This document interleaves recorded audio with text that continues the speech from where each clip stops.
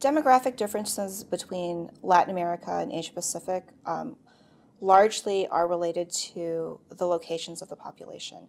Latin America has a much more urbanized population, whereas Asia Pacific still has a large proportion of its population in the rural areas.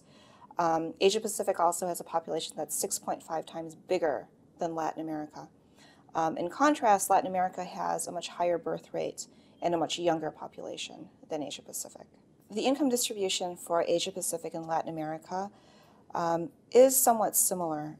There's a lot of inequality in the two regions, but if we look at them separately, the average household income in Asia Pacific is considerably lower than that in Latin America. Furthermore, the middle income group in Latin America is considerably higher than Asia Pacific. In Latin America, it's about 33%, whereas in Asia Pacific, it's only about 7% of the population.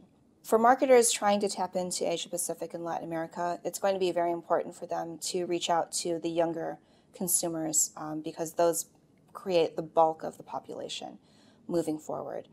And it would be good for them to keep in mind that these younger consumers are very tech savvy.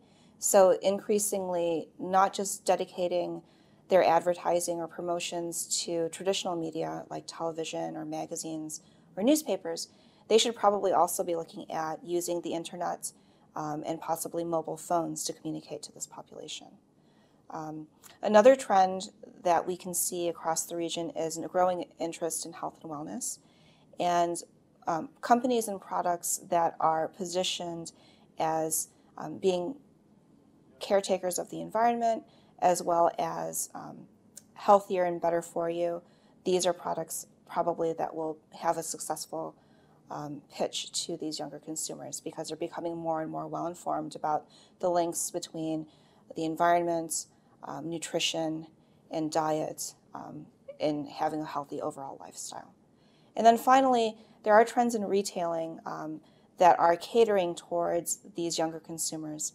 We're seeing an increase in chained retailing, so an increase in outlets like supermarkets and hypermarkets that offer convenience, one-stop shopping, but also a variety of services. They might have food courts or they might have other services that are available to the shoppers to make their shopping experience more efficient.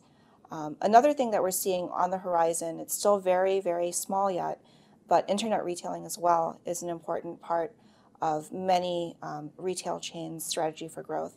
Right now, it's really for collecting information, but in the future, as consumers become more comfortable with internet retailing and they have confidence in electronic payments and the delivery of the products to their homes, they're probably going to be more likely to spend more in that channel.